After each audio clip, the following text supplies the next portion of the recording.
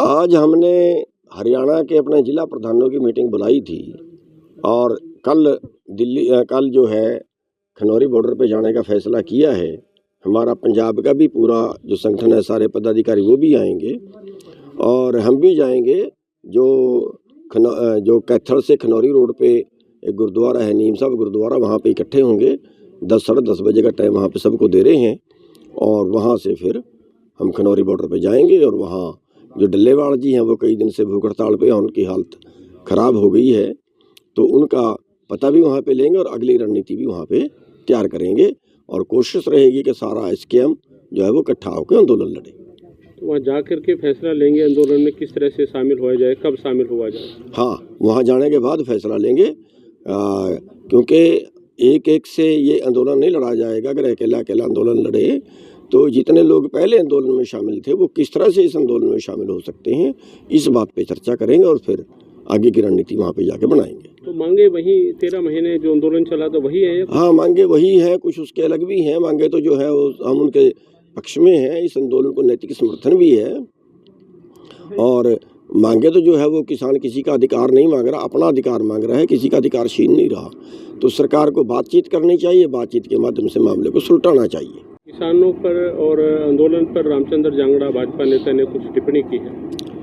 देखिए, भाजपा नेता जो जांगड़ा है रामचंद्र जांगड़ा, उन्होंने बहुत घटिया टिप्पणी की है। उससे उनकी मानसिकता का पता चलता है।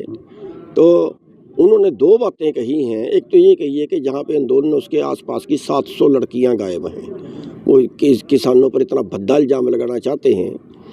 तो मैं बता देना चाहता हूँ जांगड़ा साहब को कि अपनी अकल को के पर्दे खोल, मूर्खता वाली बातें मत कर। कई बार सोशल मीडिया पे आ गया है कि पिछले 2 साल में भारत से 12 लाख लड़कियां गायब हैं। वो 12 लाख लड़कियां कहाँ गई? बीजेपी ने गायब की क्या, या आपकी सरकार का निकम्मापन है क्या? ढूंढ पाए क्या उनको, वो कहाँ गई? इससे निकम्मापन और क्या हो सकता है? अपने निकम्मापन को किसानों पे थोप रहा है, एक बात। दूसरा, वो कह रहा है कि पंजाब के नशेड़ी आए, उन्होंने हरियाणा में नशा फैला दिया। ये नशा आंदोलन के बाद फैला, उसके पहले नहीं था। 2002 में हमने आंदोलन किया था नशे के खिलाफ। और नशा अगर हरियाणा में है तो फिर हरियाणा की सरकार का निकम्मापन होगा ना, हरियाणा की सरकार का निकम्मापन हो गया। और इसको बेअकल को इतना पता नहीं है कि सरकार तो तुम्हारी है हरियाणा में। कैसे नशा फैल गया, कहाँ है तुम्हारा कंट्रोल? और अगर उनको फिर कोई वो है ना कि अगर अपना निकम्मापन को सिद्ध करना है तो फिर लाओ मेरे को 2 कमांड का गृह मंत्रालय दे दो 1 महीने के लिए, बताना कैसे नशा बिकता है हरियाणा में। और उसकी अकल को दुरुस्त करने के लिए मैं बता देना चाहता हूँ कि अडानी के अड्डे से, अडानी जो इनका बॉस है, उस अडानी के अड्डे से 30,000 करोड़ की स्मैक पकड़ी गई। 30,000 करोड़ की। वहाँ पंजाब नहीं है, वहाँ गुजरात है। और 30,000 करोड़ की स्मैक पकड़ने के बाद वहाँ से कुत्ते हटा लिए गए, वहाँ से फोर्स हटा ली गई कि नहीं भाई खुली स्मगलिंग करने दो, इनको मत रोको। तो जिम्मेवार कौन है? बीजेपी भी कमा रही है या पंजाब वाले भी कमा रहे हैं?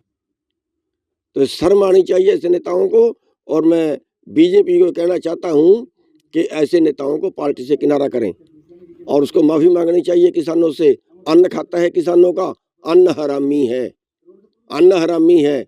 देश के किसानों ने देश की सीमा सुरक्षा की है, देश के किसानों ने देश का पेट भरा है। सबसे पहले तो पंजाब के किसान ही थे जो देश का पेट पालने वाले थे। 60% केंद्रीय पूल में से पंजाब का अनाज जाता था और उन्हीं को ये क्या क्या बकवास काट रहे हैं उनके खिलाफ। तो ये जातिवाद और धर्मवाद और क्षेत्रवाद फैलाना जो है ये अति घटिया हरकत है।